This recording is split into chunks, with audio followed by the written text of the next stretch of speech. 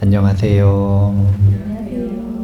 서울 붓다스쿨에서 나라는 착각이라는 텍스트를 가지고 첫 번째 공부를 하고요. 서문에 해당되는 부분을 다 볼 거예요. 이제 전체 구조를 잘 보여주는 부분인데요. 일단 5페이지에 있는 내용을 좀 볼게요. 나는 생각한다. 그러므로 나는 망상이다. 이렇게 시작을 하는데요. 한 문단 같이 읽어볼게요. 당신은 누구입니까? 내가 이 질문을 던지면 대부분의 사람은 자신의 이름부터 댄다.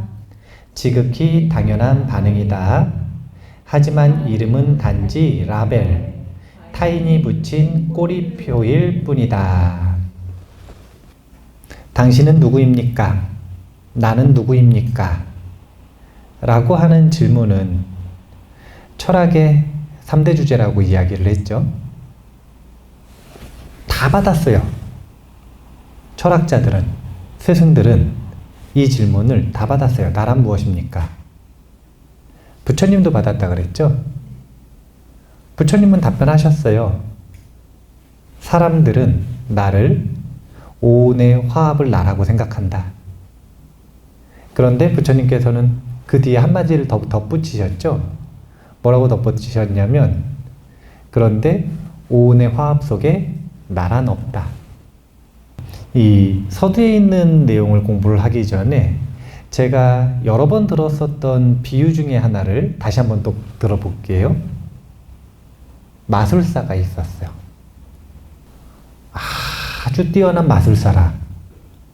그래서 세상에서 가장 아름다운 여인을 만들었어. 마술사는 본인이 만들었잖아요. 그러면은 환영이라는 걸 알아요, 몰라요?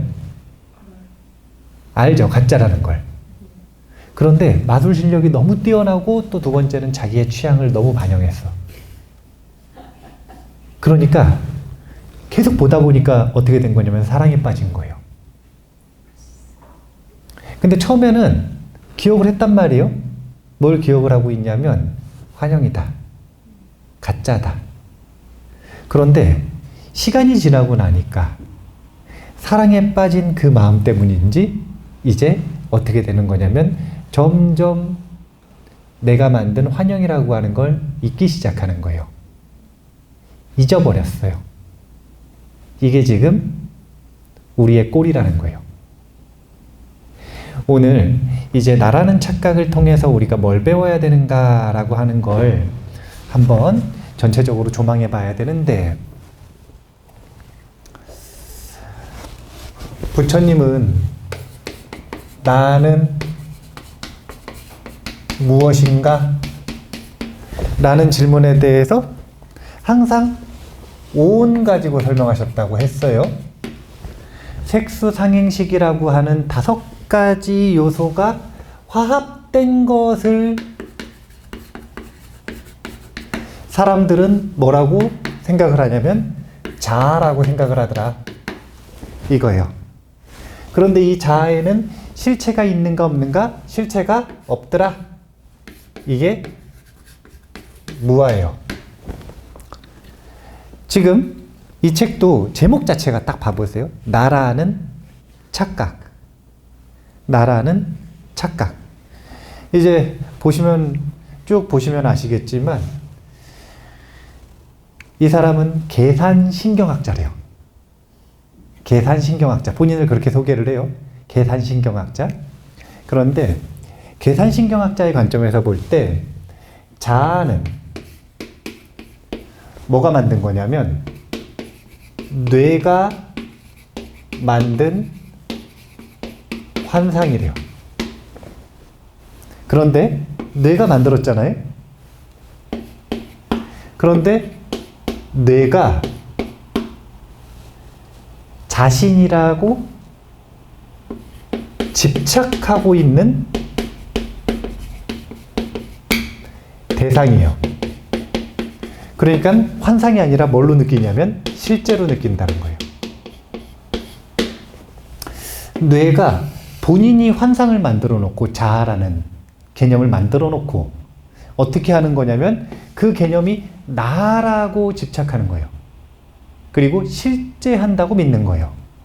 그래서 이 책은 제목 보면, 자 봐보세요. 제목 보면 무아를 말할 것 같아요? 자아를 말할 것 같아요? 무아를 말할 것 같죠? 그런데 한번 읽어보시면 자아가 있다라는 걸 말하는 건 아닌데 말하고자 하는 바가 뭔지를 잘 보면 무아에 대한 걸 그렇게 많이 말하는 게 아니라 뭘 말하고 싶냐면 이제 우리가 놓치고 있는 부분인데 이 부분이에요. 봐보세요. 사람들은 색수상행식의 화합을 나라고 여긴대요. 여기까지는 알겠어. 그래가지고 우리 불자들은 뭘 궁금해하냐면 그래서 자아가 왜 무한데? 이걸 궁금해하잖아요. 근데 계산신경학자는 이걸 궁금해하는 게 아니라 이건 결론이야. 이미 나온 거예요. 자아라는 게 착각이라고 하는 건 이미 나와 있는 결론이고 이 사람은 지금 뭐가 궁금하냐면은 그래서 우리의 뇌는 조건들의 화합을 어떤 이유로 어떻게 자아라고 여기는가? 뇌는 환상이면 환상은 없던 걸 만든 거잖아요. 어떻게 자아라는 걸 만들어냈는가? 이걸 궁금해하는 거예요. 그러니까 이제 저자가 본인을 계산 신경학자라 그러잖아요. 계산한다는 거예요. 뭘 계산하냐면 이제 우리는 오온의 화합이라 그랬잖아요. 그러면 오온은 색, 수상행, 식 아닙니까?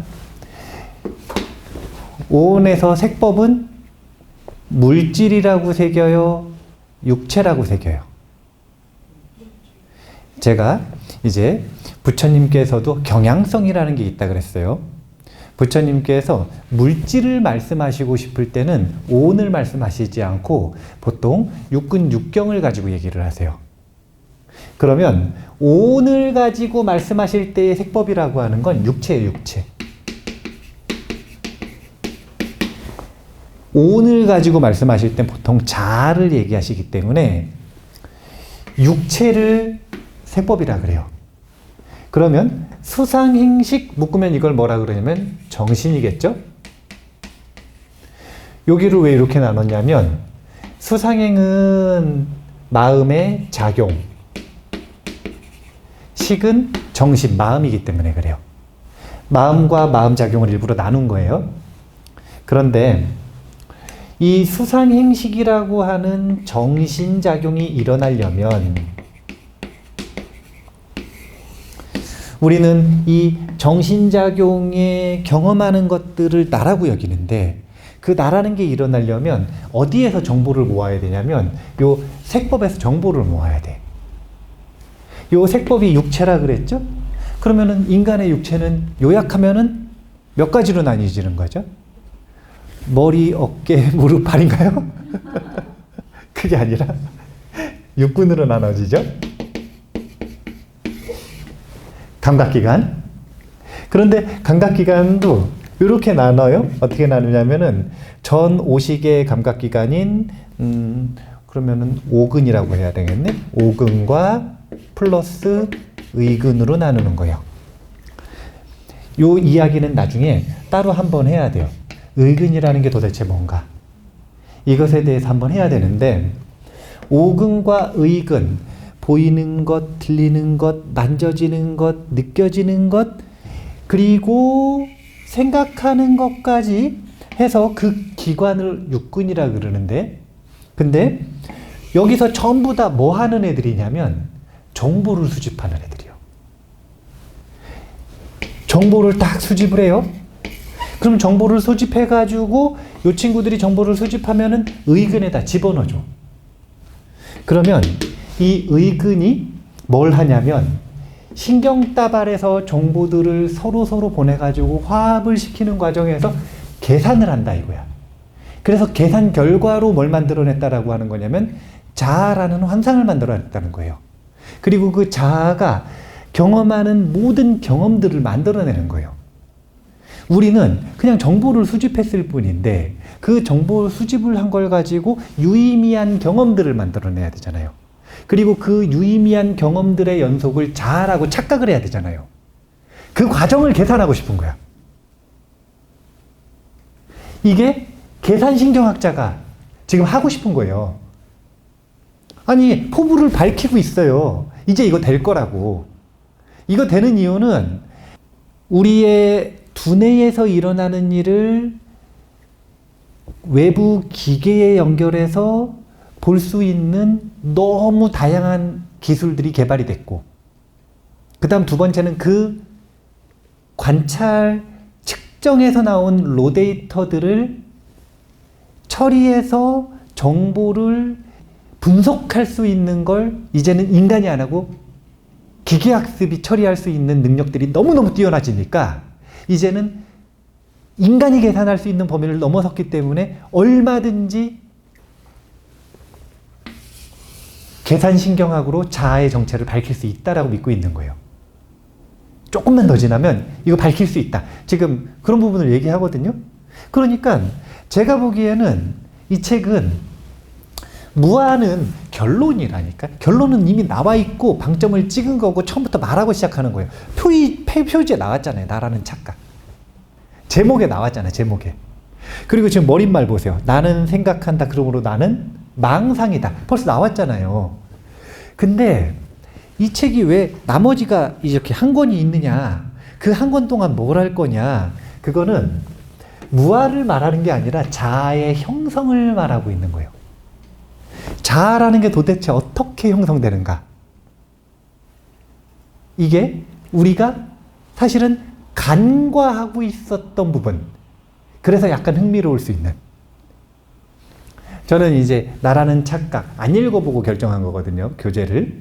그런데 이제 안 읽어보고 결정을 한다는 건 제목만 보고 결정했다는 거잖아요. 그래서 뭐 무아에 대한 이야기를 해나 보다 그랬는데 그게 아니라 읽어보니까 그게 아니요. 자아의 형성에 대한 이야기인 거예요. 그래서 저도 재밌게 이 힌트를 얻는 부분들이 좀 있었다. 이렇게 생각을 하는데 목차부 가볼게요. 22페이지. 오늘에 해당되는 1회차에는 머릿말 볼 거고요. 전체 조망을 하고 2회차에는 제1부 편집된 자 중에 1장을 공부할 거예요. 그 다음에 3회차에는 8장 최초의 이야기 이 부분을 공부할 거거든요. 1부는 지금 뭐에 대한 이야기를 하고 있는 거냐면 자아의 탄생에 대한 이야기를 하고 있습니다. 나에 대한 이야기를 하는 거예요. 나. 각자의 나는 두뇌가 어떻게 만들어냈는가 이걸 얘기하고 있는 게 1부. 그 다음에 2부로 넘어가면 4주차에 10장을 할 거예요. 나의 선택이라는 착각. 그런데 제2부는 만들어진 자아죠. 이거는 내가 만들어지는 데 있어서 나라는 착각이 만들어지는 데 있어서 온전히 나의 두뇌에서 일어나는 것이 아니라 내가 경험하는 내가 능동적으로 경험하는 정보들을 바탕으로 내가 이루어지는 게 아니라 외부적인 요인들, 사회적인 요인들이 나도 모르게 입력됨으로써 만들어진 사회적 자아가 있다는 거예요. 자아가 형성되는 데 있어서 자아는 도대체 어떻게 형성되는가라고 하는 걸 볼 때 그 정보의 출처들이 나라고 생각하는 이 온 내에서, 온의 경험 속에서 이루어지는 게 아니라 나도 모르게 외부에서 입력되는 정보들. 이 정보들도 자아를 만드는데 너무 강력한 영향을 미친다는 거예요. 그래서 사회적 자아에 대한 게 제2부에 나오고요. 그 다음에 제3부가 또 중요한 거예요. 이게 뭐냐면 꿈꾸는 자인데 이 꿈꾸는 자라는 건 뭐냐면요. 수행에 대한 부분이에요. 우리말로 하면. 이게 왜 수행에 대한 부분이냐면 자아라고 하는 건 누가 만들었다고요? 뇌가 만들었어요. 그러면은 뇌는 누구 거예요? 내 거죠. 아니 나도 없는데 왜 내 거가 어디 있어요? 내 거예요. 하지만 그럼에도 불구하고 뇌에 대한 사용 권한이 좀 나한테 있어. 그러면 자아가 만들어진 그 원리에 대한 이해가 생기면 뭘 할 수 있는 권한이 생긴다는 거냐면 자아에 대한 편집 권한이 생긴다는 거예요. 그래서 자아라고 하는 것, 자아 정체성이라고 하는 것, 나라고 하는 것은 얼마든지 편집 가능하다라고 말하는 것을 제3부 꿈꾸는 자아에서 얘기하는 거예요. 그래서 5회차에는 17장 진짜 원하는 나를 찾아서 이 부분을 공부할 예정인데요. 혹시 6회차 하면은 어디 또 할지 모르겠어요. 5회차까지는 이렇게 공부를 하겠다라고 개인적으로는 결정해 놨습니다. 자, 다시 앞으로 가서 6페이지로 가볼게요. 그래서 신경과학자인 내가 내 관점에서 본다면 인간은 세 가지 다른 버전의 자신을 갖고 있다라고 이야기를 해서 세 가지 자아를 이야기를 하는데요. 현재의 자아와 과거의 자아와 미래의 자아입니다. 근데 이제 굳이 이름을 붙이자면은 3세 자아인데? 아니, 그런 논리 재밌지 않아요? 이제 3세가 의상조사 법성계에 보면 3세를 9세로 나눈단 말이에요. 과거가 있고 현재가 있고 미래가 있어요. 그런데 3세를 9세로 나누는 이 원리라고 하는 게 그거는 거예요. 뭐냐면 과거에도 지나가고 나니까 과거지만 그때는 현재였잖아요. 그러면 그 현재의 자아라고 느끼는 정체성이 있었을 거 아니에요. 그 자아가 또 그때 당시에 과거, 현재, 미래에 대한 인식을 가지고 있었을 거예요. 현재에도 마찬가지로 과현미가 있고 미래에도 과현미가 있어요. 그러니까 3세를 더 세밀하게 나눠보면 9세가 된다는 거예요. 그러면은 9세는 또 3세가 또 나눠져야 안 나눠져요? 그러면 끝이 있어요, 없어요? 그러니까 여기까지 하자 이렇게 얘기한 겁니다. 그러니까 자증분, 증자증분 한 다음에 더 이상 말하지 말고 여기까지 하자 이렇게 나누는 것처럼 이렇게 무한하게 가는 것들은 거기서 끊자라고 상호간에 약속하는 것들이 있거든요. 그래서 3세는 시간이라고 하는 건 자르면 무한히 자를 수 있지만 9세를 넘어가면은 이걸 더 이상 정의할 수 없기 때문에 9세로 설명을 하는 거예요. 그런데 이 9세로 설명을 할 때 왜 도대체 과거를 과현미로 나눴느냐, 그 속에는 뭐가 있는 거냐면 지금 요 과거에 자아라는 착각이 있다 이거예요. 과거 속에. 그러면 그 과거 속에서 자아라고 하는 착각이 어떤 착각을 일으켰느냐 이거예요. 역시 거기서도 과, 현, 미의 착각을 불러일으키는 거예요. 이렇게 3세가 9세가 되고 이 9세가 무한히 나눠지는 이유는 프레임을 자르려고 그러면 얼마든지 자를 수 있으니까. 그것은 지금 이 나라는 착각 이 책 속에서는 유의미한 자아 정체성을 셋으로 딱 구분을 하는 거예요. 그게 무엇이었냐면 첫 번째 버전 현재의 당신, 두 번째 버전 과거, 그리고 세 번째 버전이 미래인데 첫 번째 버전 한번 읽어볼게요. 밑에 보면 6페이지에 자아라는 망상 파트인데 그러나 앞으로 살펴보겠지만 현재의 당신은 그저 망상일 뿐이다. 현재의 당신은 찰나의 순간에만 존재한다. 왜 그럴까? 시간은 앞으로 나아가므로 의자에 앉아있는 것과 같은 감각을 처리하는 데 걸리는 밀리세컨드 동안에도 현재의 당신은 이미 과거로 미끄러져 가고 있다. 지금 이 순간에도 현재의 당신은 이미 과거의 당신이 됐다. 그러니까 현재는 지금 몇 초라는 거예요? 여기 찰나라고 표현을 했네요. 네. 네, 현재는 찰나래요. 현재는 찰나다. 그러면은 찰나가 몇 초인가에 대한 것들은 스님들마다 의견이 다 달랐어요. 스님들은 그 의견을 도대체 어떻게 낼까요? 첫 번째 뭐에 의해서 내는 거냐면 경전에 의거해서 냅니다. 두 번째, 그러면 그 경전의 원본은 도대체 뭐에 의해서 냈을까?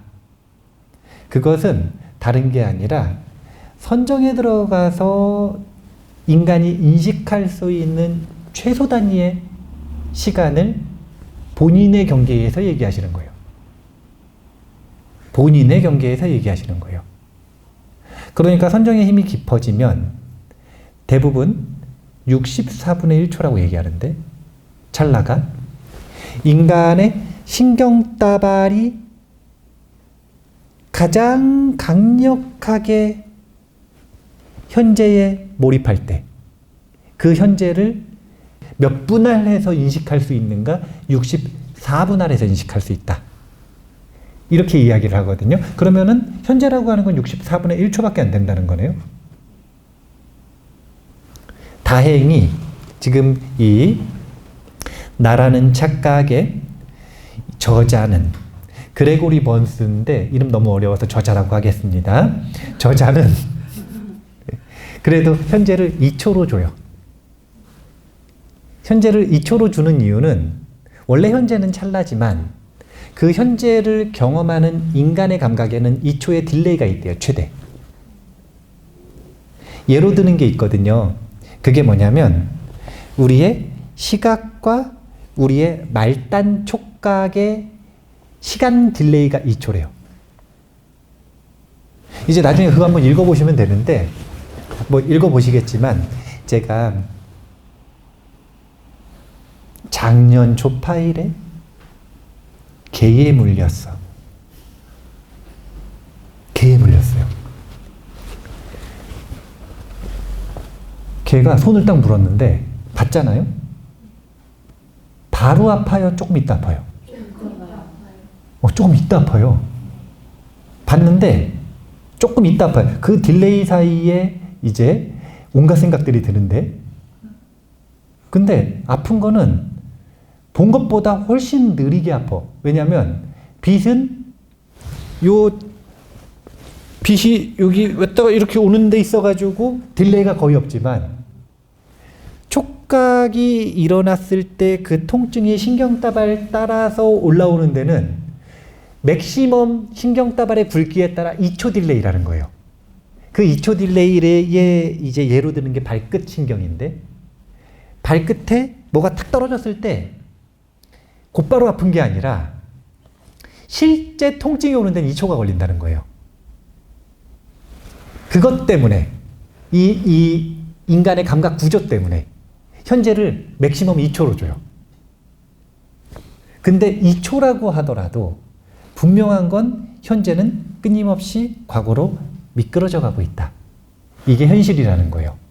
그래서 현재의 자아는 망상이다, 이렇게 얘기하는 거고, 그러니까 여기 내용들을 보면은 뭐냐면은 다른 게 아니라 과거신 불가득, 현재신 불가득, 미래신 불가득인 이유, 그 시간차를 가지고 언제를 나라고 할 것인가, 이걸 지금 얘기를 하는 건데, 자, 과거 같은 경우에는 두 번째 버전 7페이지, 두 번째 버전은 과거인데요. 세 줄만 제가 읽어볼게요. 생각해보라. 누군가 당신이 누구인지 물어보면 주로 어떻게 답하는가? 내가 어떤 일을 했으며 어떻게 살아왔는지 등 과거의 자아를 내세울 때가 많을 것이다. 이렇게 되어서 과거의 모든 경험에 대한 기억들이 자아를 형성한다는 거예요. 현재는 현재 느끼고 있는 느낌, 경험이 자아를 주장하겠죠. 과거는 그 모든 현재의 기억들이 축적돼서 그 기억을 바탕으로 자아를 주장하는 거예요. 자, 세 번째는 미래예요. 7페이지 맨 아래 문단에 보면, 한 문단 이거 너무 긴데 제가 읽을게요. 이 서사구조가 우리를 세 번째 자아로 이끄는데 바로 미래의 당신이다. 미래의 당신은 희미한 존재지만 이 기능은 무척이나 실용적이며 열망을 대변한다.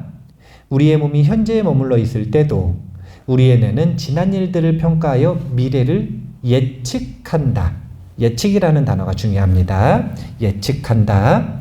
이렇게 예측하는 기능, 이것이 미래의 자아를 형성한다는 겁니다. 그러니까 요 8페이지에 소제목을 봐보세요. 우리 안에는 3명의 내가 산다. 자, 이제 이런 질문을 해봐야 돼요. 오온의 화합을 부처님께서는 그때 당시에 사람들이 나라고 여긴다라고 얘기하셨어요. 그러면 이 오온의 화합을 나라고 여기는 걸 시점으로 나눈 거예요, 지금. 시점으로 나눠서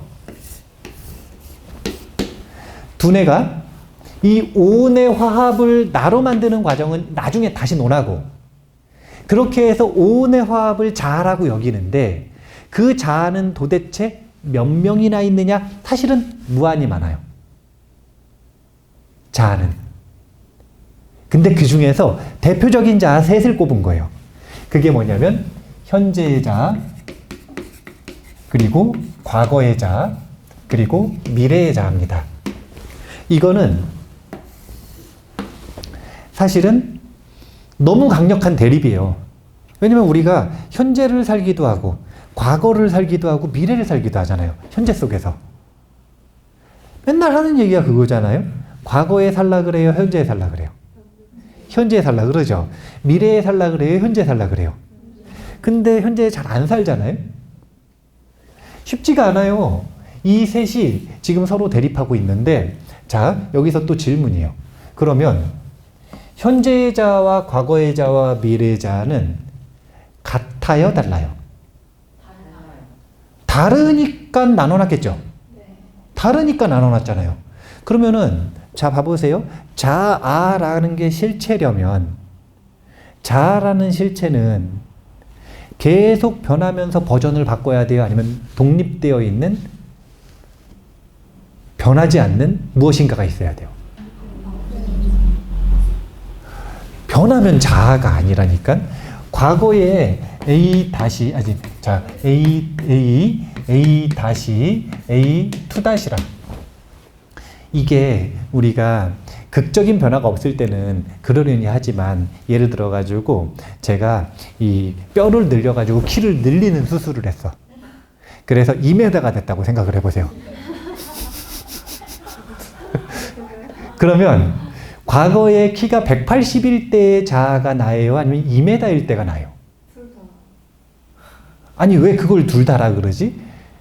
자아라고 하는 건 변하면 안 되잖아. 그러니까 이게 지금 두뇌가 만들어내는 아주 독특한 시스템이 있어서 이게 지금 헷갈리는 거예요. 현재도 자아가 있고 과거에 대한 자아도 있고 미래에 대한 자아도 있으면, 지금 이 나라는 착각 속에서 자아가 형성되는 것에 대해서 이야기할 때 이 셋을 도대체 어떻게 일관된 정체성으로 묶어서 연결할 것인가를 굉장히 중요하게 논하고 있다는 거예요. 이 하나의 연결성을 가지질 못하면 어떻게 되는 거냐면 정신은 해리 상태에서 끝나버리는 거예요. 분리된 상태에서 의미를 만들어내질 못하는 거예요. 기계학습을 연구하시는 분들이 기계학습이 자아라고 하는 것을 만들어낼 수 있다라고 여기는 사람들이 많아요? 아니면 없다라고 여기는 사람이 많아요? 없다. 근데 있다라고 여기는 사람들조차 쉬운 일이라 그래요? 어려운 일이라 그래요? 어려운 일이에요. 지금 이 계산신경학자가 보기에 인간의 두뇌는 그냥 컴퓨터라는 거예요. 컴퓨터하고 구조가 똑같다는 거예요. 그런데 그 똑같은 슈퍼컴퓨터보다 조금 덜 좋은 정도? 그 정도의 컴퓨터를 가지고 어떻게 자아라는 걸 만들어내느냐? 이게 궁금한 거예요, 지금 이 사람은. 근데 자아라는 걸 만들려면 정보들을 화합해가지고 지금 요 신경다발로 화합을 해서 현재, 과거, 미래 그리고 그 밖에 등등등의 자아를 만들어 놨는데 그 자아가 한 사람이라는 걸 도대체 어떻게 주장할 거냐 이거예요. 이 한 사람이라는 걸 주장을 해야 자아가 이어질 거 아니에요. 자아는 절대로 이어질 수가 없이 분절되어 있는데 그 분절되어 있는 걸 어떻게 나로 하나로 느낄 것이냐. 그것을 지금 이야기를 하는 게 두 번째 중요한 파트가 되는 서사에 대한 이야기가 나오는 거예요. 인간의 두뇌 그리고 자아를 가지고 있는 존재들의 두뇌에는 뭐가 있냐면 이야기를 만드는 힘이 있대요. 그래서 과거에 내가 이러했었는데 현재에 이래졌고 미래에 이래졌다라고 하는 뭔가 연결성이 되는 이야기들을 만들어내는 거예요. 두뇌는 끊임없이.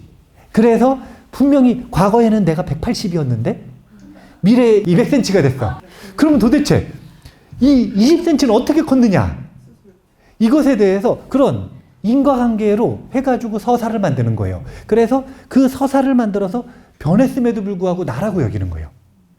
사실은 절대 나라고 여길 수가 없는데 키가 변한 건 뭐 그렇다 쳐요. 예를 들어서 성형수술을 했어.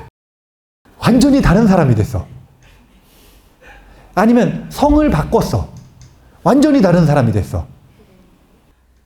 그러면 도대체 뭘 나의 색법이라고 할 것이냐에 대해서 이걸 해결하는 걸 다른 게 아니라 서사라고 하더라.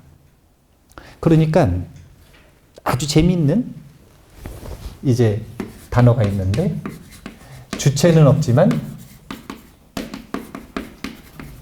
경험은 있다. 라는 문장을 제가 주장하는 게 아니라 인용하는 걸 좋아하죠. 이게 원래 체는 없지만 용은 있다 이렇게 표현하거든요. 그런데 주체가 없다라고 하는 걸 지금 책에서 뭐라고 얘기하는 거냐면 나는 착각이다라고 얘기하는 거예요. 그런데 나는 착각인데 뭐는 끊임없이 이어지는 거냐면 그때그때 분절된 경험들은 서사를 통해 계속 지속된다는 거예요. 이건 있다는 거예요. 그리고 이거를 설일체유부에서는 뭐라고 얘기한 거냐면 상속이라고 얘기한 거예요. 나라고 하는 것은 주체가 아니라 상속되는 경험이다. 이어지는 경험이다. 그러니까 도대체 어떻게 과거의 내가 현재의 나에게, 현재의 내가 미래의 나에게 나의 정체성을 상속시킬 것인가. 그 기능을 서사라고 하는 부분에서 찾고 있다. 그러니까 자아가 도대체 어떻게 발명됐고 분절된 프레임을 어떻게 만들었는지도 밝혀야 되고 그 분절된 프레임을 뭘로 연결시켰는지도 밝혀야 되는 거예요. 이런 것들을 계산 신경학자가 연구하는 논문처럼 말하지는 않았지만 그 논문의 어려운 내용들 다 빼고 대중들이 읽을 수 있도록 만들어 놓은 게 지금 이 책이다. 이렇게 보시면 돼요. 그래서 맨 마지막에는 그래서 분절되어 있는 이 프레임의 내용들이 자아를 형성을 하는데 이것들이 쭉 이어지는 요 서사를 통해서 뭔가 생명을 가지고 있고 시간을 보내고 있는 자아라고 하는 게 있는 것 같은 환상을 만들어냈다는 거예요. 여기서 끝이 아니라 맨 마지막에 이게 나오는 거예요. 그래서 이 자아라고 환상은 뇌가 이런 원리로 만들고 이어붙여서 만들어낸 환상이니 얼마든지 바꿀 수 있다. 바꾸는 방법도 얘기해 주겠다. 이렇게 해서 3부까지 나라는 착각이 이루어져 있다. 이렇게 생각하시면 됩니다. 17페이지로 갈게요. 17페이지에 뇌를 알면 미래를 바꿀 수 있다 이렇게 되어 있죠. 계산심리학자가 본인이 연구하는 이유도 이것 때문인지 모르겠어요. 그런데 사람들한테 얘기해주고 싶은 건 이거 같아요. 그게 뭐냐면 뇌가 자아를 어떻게 만들어내는지에 대한 원리를 최소한으로 알고 대응 방법을 알고 그러면 자신의 미래의 자아를 바꿀 수 있다는 거예요. 그래서 우리가 이 두뇌가 자아를 만들어내는데 어떤 기능들을 쓰는지에 대해서 여러 가지 기능이 있지만 이 책에서 5가지 범주의 기능을 얘기하겠다라는 거예요. 뇌의 5가지 특성. 그것을 지금 정리해가지고 얘기를 하는 건데 첫 번째가 뭐냐면 인식하는 뇌예요. 인식하는 뇌. 제가 이 인식론이라는 단어를 참 좋아하지 않습니까? 금강경도 인식론적인 범위가 있고 존재론적인 범위가 있다 이런 얘기 하잖아요. 인식하는 뇌의 기능이 있대요. 인식론은 지식과 우리가 알고 있는 것을 어떻게 알고 있는지에 관한 철학의 한 분야이다. 인식이라고 하는 게 도대체 어떻게 생겨나는가? 이걸 논하는 게 인식론이라는 거예요. 그리고 그 인식론은 두뇌에서 일어나는 현상들을 보지 않고는 구체적이고 디테일한 설명을 할 수가 없는 거예요. 그래서 그런 부분들에 대한 이야기를 좀 하겠다 이거예요. 자, 인식하는 뇌에 대한 이야기를 하고요. 그 다음 페이지에 보면 축약하는 뇌, 압축의 기능이에요. 압축. 이것도 되게 중요하게 다룹니다. 뇌는 스트리밍 오디오와 비디오에 사용되는 알고리즘과 유사한 방식으로 기억을 압축한대요. 이유는 다른 게 없고 기억 용량이 너무 커. 그리고 기억해야 되는 정보가 너무 많아요. 그러면 너무 많은 정보는 어떻게 처리하냐면 임시 저장했다 보내버리고 꼭 기억해야 되는 것도 어떻게 저장하냐면 압축해서 저장하는 거예요. 안 그러면은 뇌가 에너지가 고갈돼 버리거나 뇌의 신경망이 타버릴 수 있어. 저거 있는 그대로 다 받아들이려면. 그러니까 절약해야 돼요. 뇌가 얼마나 에너지를 많이 쓰는지 원본 그대로 저장하려면 딱 보고 기절해가지고 24시간 있어야 돼. 에너지가 없어가지고 딱 보잖아요? 그 원본 받아들이고 기절해야 돼. 그렇게 살 수는 없잖아요. 그렇게 살 수 없으니까 어떻게 한 거냐면 버리는 것과 그 다음에 압축하는 방식을 선택을 한 거예요. 근데 여기서 어떤 일이 벌어지는 거냐면 데이터 손실이 너무 심한 거예요. 손실되는 데이터와 저장되는 데이터는 도대체 어떻게 선별되는가? 저장할 때는 도대체 어떤 방식으로 저장하는가? 그 다음에 압축되고 왜곡된 데이터는 어떻게 살려내는가? 이런 부분들을 봐야 우리가 이제 기억이라고 하는 게 얼마나 허술한지, 기억을 통해 만들어지는 자아라는 게 얼마나 오류가 많은지를 알 수가 있는 거예요. 그래서 축약하는 뇌는 사실은 과거의 자아와 밀접한 연관이 있다. 이렇게 보시면 됩니다. 예측하는 뇌는 뭐하고 연결되어 있을 것 같으세요? 미래의 자아. 그럼 인식하는 뇌가 뭐겠냐면 현재의 자아와 밀접한 연관이 있겠죠. 예측하는 뇌는 예측인데 제가 2줄 읽어볼게요. 압축이 과거의 당신을 표현하는 것이라면 예측은 뇌가 미래의 당신에 대해 어떻게 생각하는지에 관한 것이다. 이제 이렇게 미래의 자아를 형성하는 것뿐만이 아니라 예측하는 기능은 사실은 생존을 담당하는 데도 되게 중요한 거예요. 관계를 담당하는 데도 되게 중요한 거예요. 관계 속에서 그 사람 표정을 딱 봤을 때 무슨 말을 할 것 같은지 예측을 못한다고 생각해 보세요. 그러면 관계가 굉장히 어려워지는 거예요. 아까 2초 딜레이가 있다 그랬죠? 발가락을 딱 지금 떨어뜨려가지고 맞았어요. 눈으로는 벌써 아픈데 아프지가 않아 지금. 그럼 요 딜레이를 어떻게 해결하는 거냐면 예측하는 뇌가 그 가짜 통증을 만들어가지고 통증을 예측하는 거예요. 그래서 대응할 수 있게. 그런 식으로 생존을 담당하기도 하고 관계를 담당하기도 하고 사실은 미래를 한 축을 담당하고 있는 게 이 예측하는 뇌의 기능이다. 그 다음 재밌는 게 나와요. 분열하는 뇌. 해리. 이 해리 증상이라고 하는 정신병이에요, 사실은.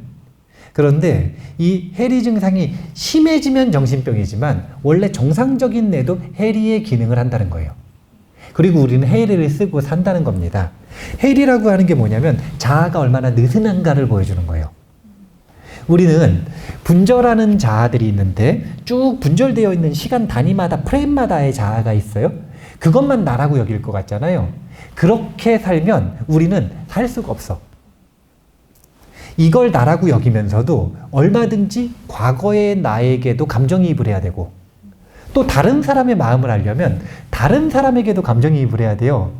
자아가 그렇게 뚜렷한 경험의 주체라면 다른 사람의 마음을 느낄 수가 없는 거예요.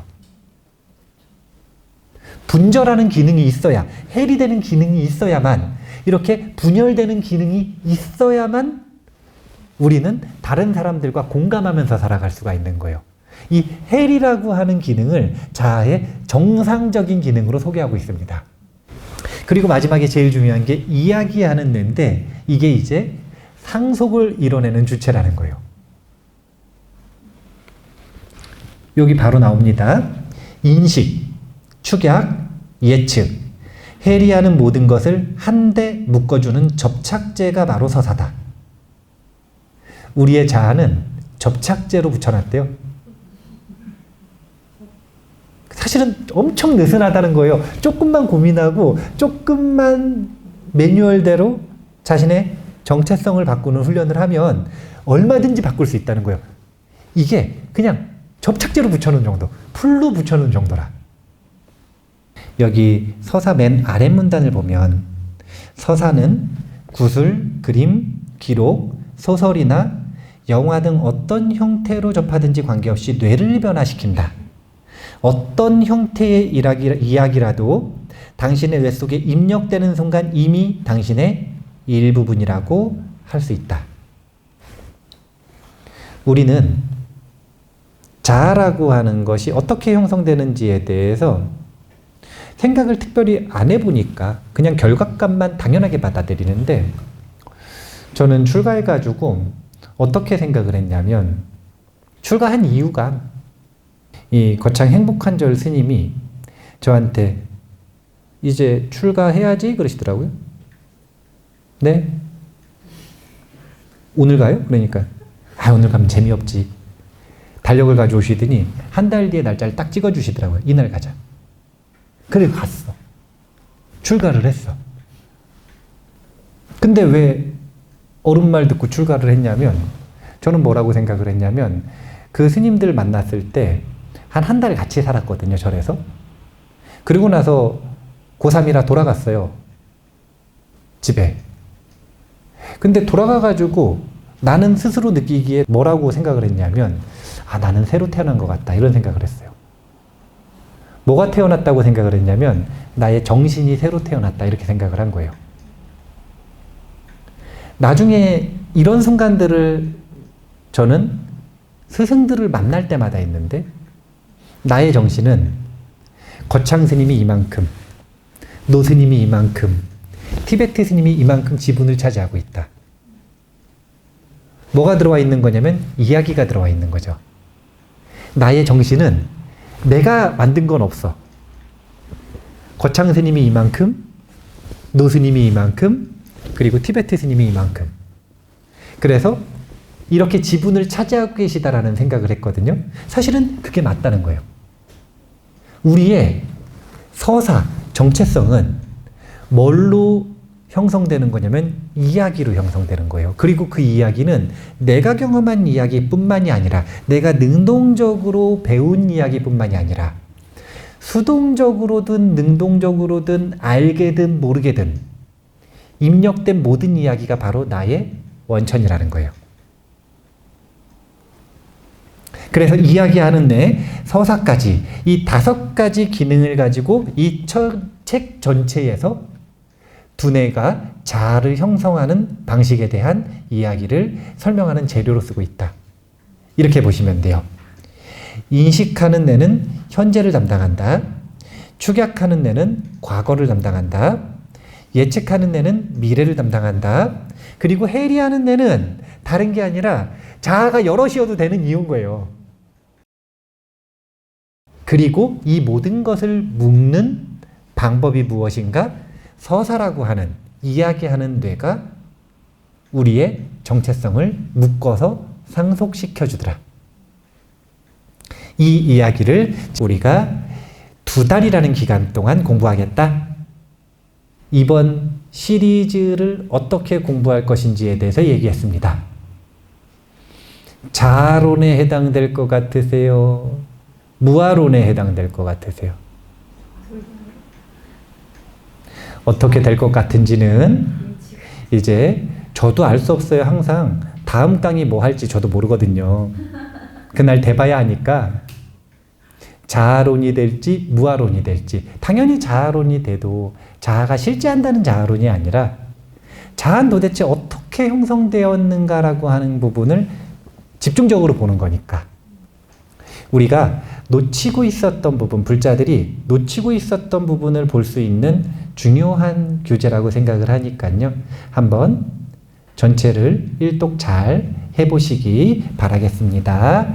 나라는 착각, 기대를 가지고 한번 함께 공부해 보겠습니다. 자, 그러면 오늘 첫 번째 시간 이만 마치겠습니다. 감사합니다.